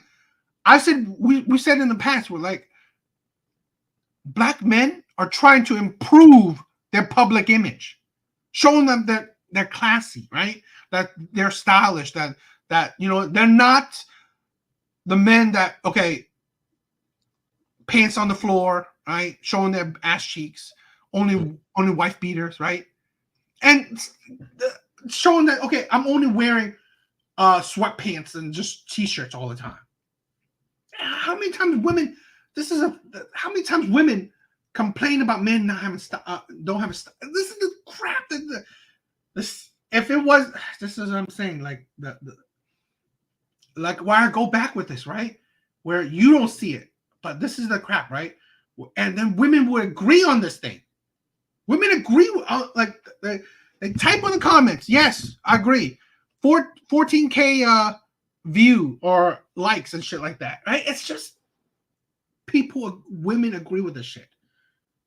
And this is why I said it's disgusting, right? Because you're just showing your hypocrisy, right? You in one breath you can say that, I want the men that dress nice and all that shit, and then the second voice is like, oh my God, men that dress nice, they're deadbeats. Why don't we think about the blue collar men? Do you really think about blue collar men? No. How many times women say that I want a six-figure man? I have so many videos of this, and I bet you these two fat ass. Be nice. Yes, these two women are not the ones who are like, oh, I want to date the construction worker. I want to date the garbage man. I want to date the blue collar man. No, they're not. See, this is the hypocrisy of it. What do you think?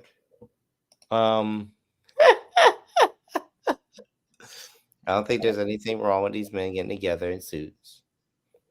I also agree that that is a very Western image of positivity and success. There are instances where that's been harmful to us in our culture. Like Uh, what?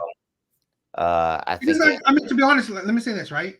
Mhm. I kind of hate that way of thinking. What you're saying about, Okay. because essentially, black people as a community are not going to Africa and bringing African roots to the to black Western culture. They're not. So essentially, you are Western. I'm. This is where Who owns it? Who owns the West? Who owns the West? to be honest, is like, let's say this right now. Mm-hmm. We all own it. Okay, because like let me say this. You name things. Hip hop is big, right? Athletes are mostly black people, right? It's just that things like I hated the thing where we we um we support America being diverse, being a melting pot, and yet we also criticize the U.S. for being diverse and a melting pot. Right? We are so hung up on the past, and yet we don't see the present and the future. This is the thing where I don't like this talking point and think that I honestly believe in unity. Right? I believe our culture is what we have right now. What is today's day and age? This is our culture. This is how it is. Right? Rap, sports. What else? I mean, like Christianity. It's like we're not going back to because we're not going back to African religion and all that shit because it's just. I mean, I get it, right? Maybe people sprinkling in some African clothes and all that stuff, but essentially, you're not African, okay? And the majority of black people, they're not African. Yes, their ancestors far, far back, you could say that, but I've known, I've heard it. African people don't see black Americans as Africans. They don't. So, and my point isn't that we should be. I mean, I agree with you. I don't know if you should be because But here's what I'm not. I'm not white, right? So this is the point I was making when I said the Western image of success is harmful. I may not be from Africa, but African Americans have their own culture, and that's okay. We can share it. Our culture is on display all the time, and the examples you named is mostly in show business and on TV and in front of us because athletes and hip hop stars and artists, yes, are often black. We kind of excel at that, which is great. Wait, you know what? I want to remind me this. Like, I'm going to say something, right? I want to say something what you just said, right? You got to remind me. Okay, about us in show business. I got you. But when I'm talking about like, let's say in the workplace. I'm not against wearing a suit to look professional, but for a long time we've had to fight to wear our hair the way we want, right? Because it's unprofessional. Whereas where the real problem is, our natural hair for a long time was considered kinky and unkempt and inappropriate for a professional setting. Now think about that. Like, so women have to straighten their hair and men have to cut it low. And only recently has, after a lot of fighting, has things like dreadlocks been accepted, and hairstyles that aren't harmful to our hair because it's a different texture. You see what I'm saying? So just conforming to, if this is a melting pot, just conforming to one way of doing things could be harmful to all the other things that add to that melting pot. So that's the only point I'm making. And I'm not looking for something negative in what these men were doing. I think it's positive that they wanted to get out and look good together and show that they could be. I guess I'm not familiar with what this event was, but I guess they were putting on a show of men looking professional and accomplished, and showing that they're capable of being, successful in the workforce. I get that. I don't have any qualms with that. I guess my small point was just that somebody made that image of what success looked like a long time ago, and it I do see where that can be harmful to what actual success is. You know what I mean? Like, it doesn't always have to look that way. That's all I was saying. I'm not saying that we got to be wearing dashikis either, but in my culture, a lot of men wear beards and fitted hats, and they wear afros and sweats, and that's okay, because not every job is an office job. You know what I mean? So, but that same problem has affected women too.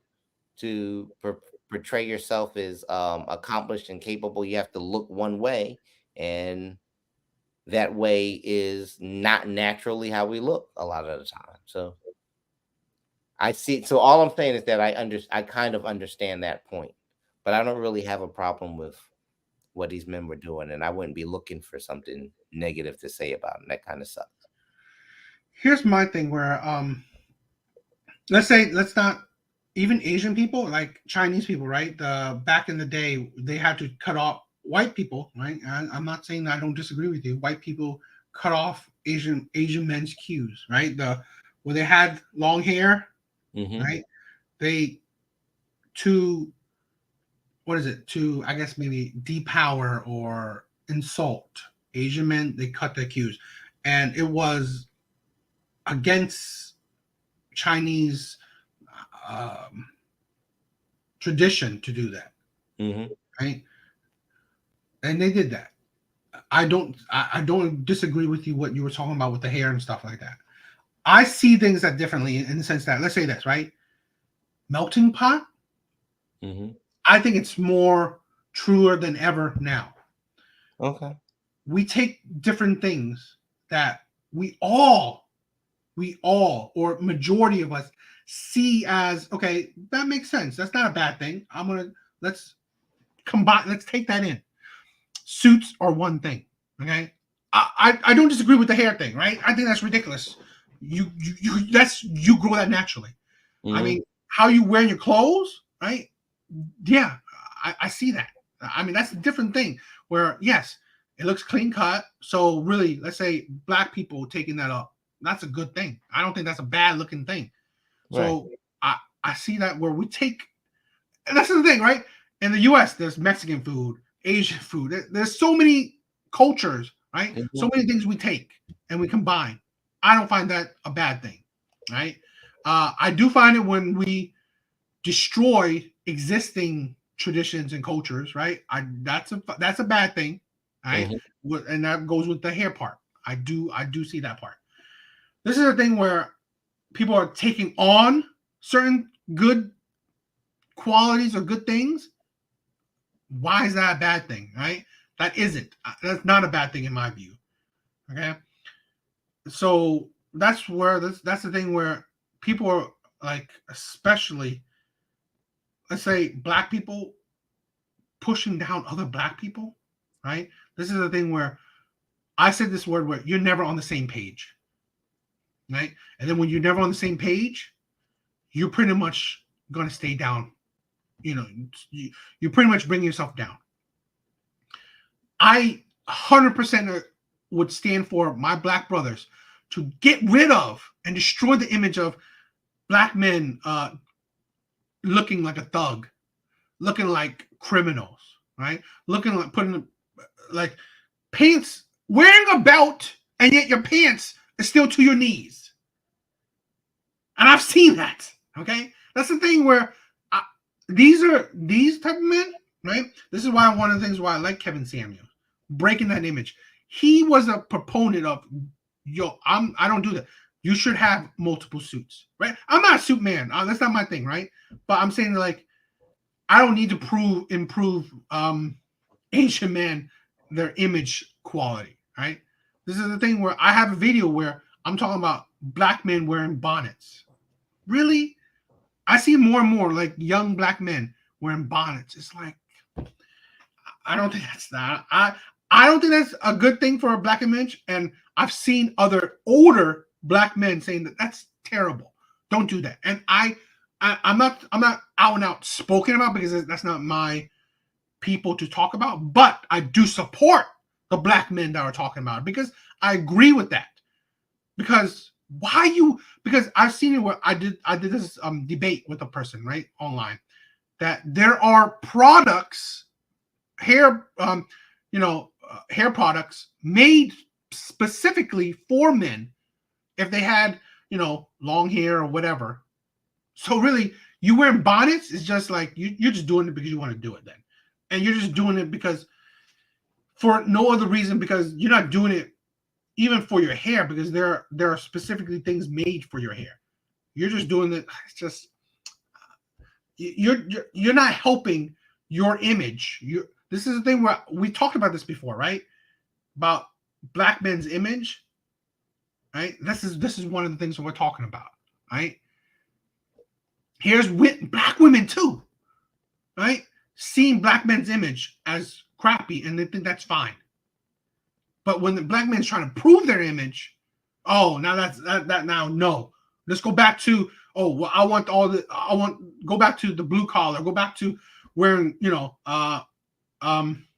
sweats and white tee. It's like, and then those are the type of men that you say, oh, I'm not gonna go for those type of men. This is what I'm talking about, right? And then when black men make effort to change those views, this is what they get.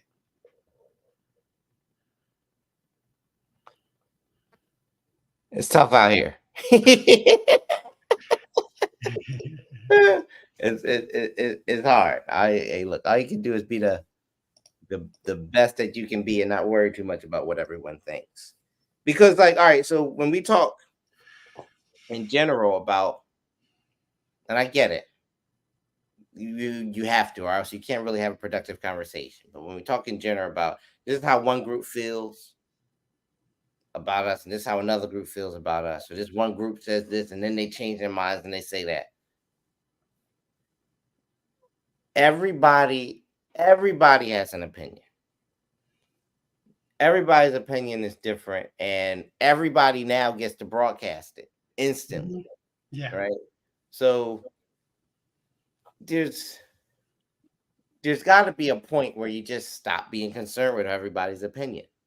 You know what I mean? Like, so like I agree. It's not helpful to hear one thing from a black woman online and then hear the opposite thing when you try to change. But no matter what you do, there's somebody who's gonna like it and there's somebody who's not gonna like it. And those two people may be black women, one on this side and one on that side. I gotta be who I am. I can only be the one way. And if somebody doesn't like it, You see, this is the thing, right? You're essentially right. Everyone has an opinion, right? That's fine. I don't care, right? You can have an opinion galore. Well, what I want this channel and what I want us to do is let's hold people to the fire. Okay. Let's hold people accountable because we have an opinion too, and I like that. And this is what I'm saying, right? Where I want to show you. This is where be upfront. Hold these black women accountable. Say the shit, right? Hold these women's BS accountable. Hold these women, these black women talking the BS, right? Hold them accountable for their BS. That's the thing. I think men nowadays they're fed up. I'm one of them, right? And I'm going to hold women accountable for the crap they say, which I'm doing with these women, okay? And that's what I want us to do, right? And this is what I want to show other men about, right? Let's hold all these women accountable for the crap that they say, right? Because you know what, you think that you have a voice and it means something? Great. Well, let's see what it means, right? Let's see what you're saying, right? Let's see the logic or not in it. And hypocrisy or the delusion in it, because you're not just going to say it with no consequences, right? Even if it's a small consequences, which we're just a small consequence, but I want to give men the knowledge out there, right? You can see them talking, you can see that how it is, the hypocrisy, the delusion, you can see it. And I've always asked my audience, do you see the logic I'm putting out? Do you see my viewpoints, or you tell me about yours? Because I would love to hear. And this is the thing where I love today's day and age, 2023, is that men now have a voice. That's what I love the most. Right? These two women, no different than 20 years ago, 10 years ago, 30 years ago. Women always had a voice. Men have not. That's the thing. Okay.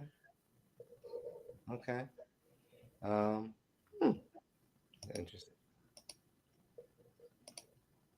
And this is the thing where I want you to have a voice too. I want you to be fed up with this bullshit that women talk about. I don't know, man. Can we say we haven't had a voice if, in large part, we've written the history books? I can say this. What I like this quote that winners are the ones who write history. It's not a direct quote. I think winners are the one. I forgot what it is, but it's like winners are the ones who write the quotes. Honestly, average men, are not the winners. Okay. Right? They're not winners in life. They're not. So really, no, we're not. Don't have voice. Okay. Right? Oh, now I remember. I wanted to tell you, right? Yeah. There was a funny thing with the God, I can't find it. But there was this guy saying like black people only listen to entertainers. That's their only idols, right? They only follow entertainers, right? Their jobs or their goal in life, right, is entertainment. That's pretty much it. I was like, wow. I'm looking back at this like, I think that seems true. It's all about entertainment. Yeah. And I was like, wow. That's really fascinating. Largely, yeah. I mean, I think that's true. Actually, we could have a long discussion about that because I think that's true. You know what? We can include that in our rap episode when we're talking about that. Yeah. Actually, we should do that. We should get on a rap episode, and that should be one of the subjects. Because I have hope you guys would pay attention to that one, right? The two other people that did you sign into the? Are you watching the stream on your phone or no? I am. Yeah. Okay. Well, then the only one person that's watching this. Hey, I still love you guys, so it don't matter. Absolutely. Thank you. Because there was a couple people who joined but left, but it's fine. I think that's good. It was a fun talk, fun conversation. Whoever the one person is that's watching, you are amazing. Thank you. Hope you guys love and support our channel, our videos. I want to continue making more live because I think this is fun, right? I do want to set up where you could see the chat too, right? Because are you using StreamYard, right? I'm using StreamYard here on my computer. I got to stream on my phone, so I can see the chat. Okay. Well then, but we'll set up that more next time, so you can talk. But if there's a way to set it up here, or it should be on the corner, on the side. You don't see those icons on the side. I didn't. Now I do, because I was in the private chat. That's what it was. Okay, well, that would be for the future. Again, we're still learning, so it's all good. Yeah. But yeah, it was fun. Actually, but I love this. Right, I'm loving putting it live, and I think it will get more. It'll probably get more fun as time goes on because you can see the little chat window. I mean, JR is an amazing he's Thank you, JR. on many. Yeah, he's joined on many of my lives. Yeah, right. that's awesome. So I definitely want you to be a part of it. So so my subscribers will get to know you. So then it will become your subscribers. That's this is like, I want like our friends, right? I pretty much view my subscribers as my friends. So, you guys are amazing. But anyway, I think this was fun, interesting conversation. We could go on longer, but I think that's good. It was cool. Thank you for joining. Thank you. I hope you guys hope you guys subscribe. Hope you guys would watch my other videos. But yeah, it was awesome. But that's it. Later, guys. Pleasure, guys. Until next time. Take care. Hold on. I'm trying to see if I can get the balloons again. The Mac is tired of me. It's not. There we go. No, you know what? I think that's your thing. That you could do that, right? Yeah. I love it. Later, guys. See you guys.